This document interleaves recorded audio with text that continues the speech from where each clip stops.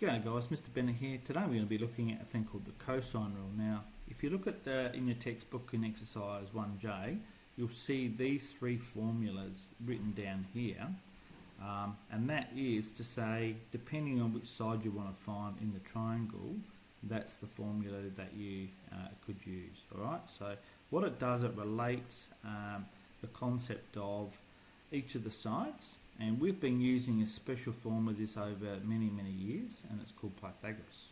Okay, so this is actually a more general form of Pythagoras. Okay, so if we were going to find the side over here, alright, so what I'm going to say is x is the side I want to find.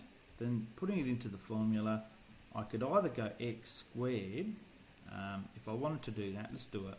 So x squared is simply the sum of the other two sides squared, 6 squared, take 2 times each of the sides, 8 times by 6, and then cosine of the angle between the two. Right, so cosine of 80. Now what I would generally do, rather than writing that with the x squared, I get rid of that and I put it straight into the formula, and that's how you can actually work out what that side is over there. Now, so this is where you go to your calculator. It's a really easy process. I'll just clear the screen so you can see. Alright, so we go to the square root. Alright, we simply go, and it doesn't matter which order you do them in, 8 squared plus 6 squared, take 2 times 8 times 6 times cosine of 80 degrees. And that's going to give you an answer of 9.13. Alright, 9.13 is the length of the other side. Alright, so 9.13. If they were all in meters, that is the length of the side.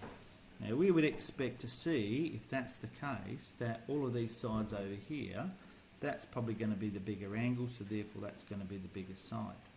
That's what we'd be expecting to see. Now if we were looking at a case where that angle was 90 degrees, alright, so we were actually doing that, and then that was 90 degrees and we had 8 and 6, then what we would go through is we'd go through this thing over here and we'd say x is equal to, x squared is equal to 8 squared plus 6 squared, take 2 times by 8 times by 6, cosine of 90 degrees. Now if you go to your calculator, you do cosine of 90 degrees. Oh, actually, I have to press cosine first.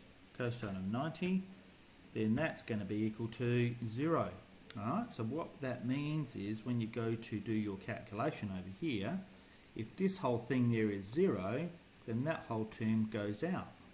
And so therefore, when we start looking at this, x squared becomes equal to 8 squared plus 6 squared, which means we're now using Pythagoras. So what we've now got here is a much more powerful formula that can work out the side of any triangle. It doesn't have to be a right angle triangle.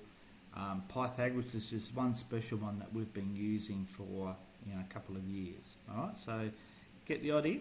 So technically for this particular thing here, what you need is 2 sides, and you need the internal angle between those 2 sides. So if I'm trying to think about remembering a formula, that one up there, you might go, oh, that's hard. I think once you get used to using this, if you just put it straight into this formula and then just work it out, I think you'll find that it's much easier to do that. Alright, so have a go at some of these questions in exercise 1J to do with the cosine rule. You've got to make sure that you can use it and use it correctly. It's important that you do that.